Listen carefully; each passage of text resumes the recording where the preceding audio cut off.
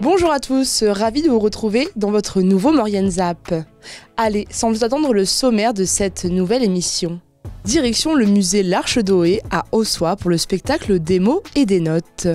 Un moment de poésie qui illustre en chanson des contes d'autrefois.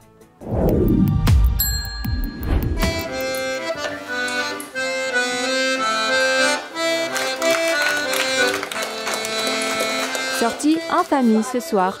Petits et grands sont venus avec enthousiasme assister au spectacle des mots et des notes dans la grange de l'Arche Doé à Ossois.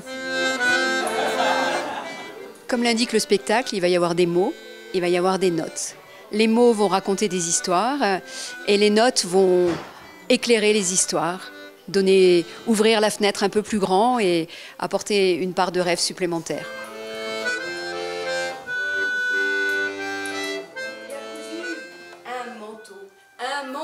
Anne et Jules se sont rencontrés il y a tout juste 6 mois, lors d'un apéritif entre voisins. Une rencontre amicale et artistique qui débouchera quelques mois plus tard sur un projet de spectacle. Je lui ai proposé plein d'histoires et l'idée c'était de proposer des histoires et de la musique pour un public familial. Donc c'est des histoires pour petites, moyennes et grandes oreilles. Et de toute façon, les histoires qu'on raconte aux enfants de 4, 6, 8, 10 ans, les adultes sont tout à fait à même de les entendre également. Moi, j'adore créer des histoires et puis avoir des partenaires comme ça qui sont pleins d'enthousiasme pour des choses toutes simples, mais tellement agréables.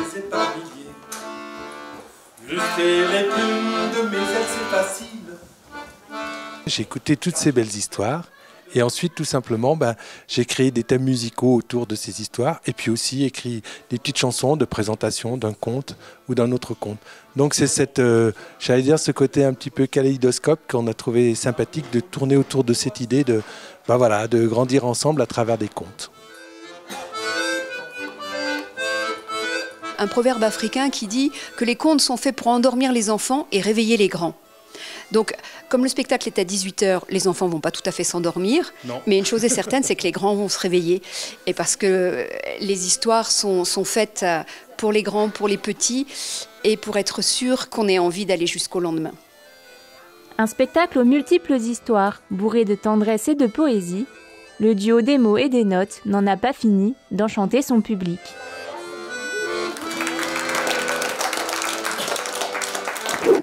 C'est en raquette que Dominique et Sandrine proposent de découvrir la station de La Norma. Une fois perdus dans les bois, ils proposent de découvrir le Lavu, un hébergement originaire de la Laponie. Vous ne faites pas là, vous n'allez pas en arrière. C'est sur le front de neige de La Norma que nous retrouvons un petit groupe de vacanciers intrépides. Amoureux de nos montagnes, ils ont décidé de la découvrir autrement avec une balade en raquette. Et voilà, nickel, comme ça vous ne les perdrez pas. Donc là on y va tout doucement, vraiment lentement, d'accord? Vous n'oubliez pas de respirer à chaque pas, hein? Ouais, et puis vous poussez sur les talons, vous poussez bien. Ce soir nous sommes 15 à prendre le départ de cette balade. L'occasion de donner quelques astuces sur la façon de randonner avec des raquettes. Donc vous allez faire 2 pas, j'inspire. Et 2 pas, je souffle. Vous avez vu des montagnards, ils marchent comme ça. Hein. Bon, ils n'ont pas de bâton, ils n'ont pas de raquette, mais ils vont tout doucement, vraiment lentement. Lorsque le dénivelé devient plus important, les raquettes possèdent de précieuses petites cales qui permettront de moins forcer. Vous trouvez pas que ça fait du bien? Par contre, réduisez vos pas hein, et vous poussez bien sur les bâtons. Plus nous nous enfonçons dans la forêt, plus l'intensité de la lumière diminue. Une façon de découvrir un nouveau type de vision. Parce que là, on y voit clair encore. Hein. On voit les couleurs, on distingue tout le monde, tout va bien. Dans peu de temps, puis ça va aller tout doucement parce que votre œil s'habitue. Mais vous n'allez pas être gêné parce que vous voyez quand même. Hein, vous allez voir quand même, mais plus les couleurs. Après une petite heure de marche, nous découvrons enfin le fameux Lavu. C'est vrai que c'est joli là. Allez, bienvenue au Lavou. Je vous laisse rentrer. Originaire du nord de la Scandinavie, cet habitat typique a été créé par le peuple Sami. Sandrine nous explique l'originalité et les particularités de cet abri, pendant que Dominique allume le feu. C'est parti. L'avantage, c'est que s'il y a beaucoup de neige, donc le lavou ne craint pas la neige. C'est un abri donc scandinave, donc habitué à avoir des intempéries. Et puis, c'est que c'est très convivial. On n'a pas froid, on a fait un feu, donc on est bien, on est abrité, quoi. Et voilà, et c'est très vite monté, démonté. Voilà. Des vacanciers émerveillés et heureux de découvrir ce lieu.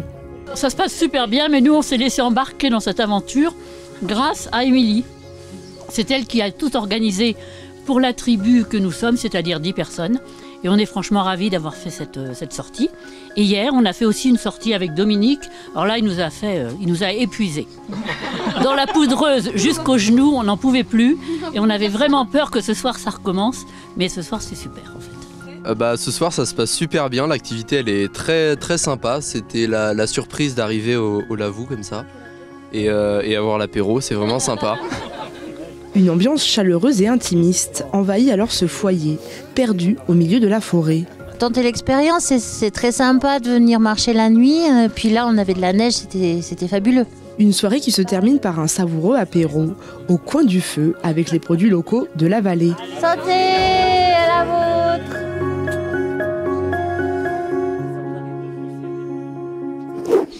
Votre ZAP touche à sa fin.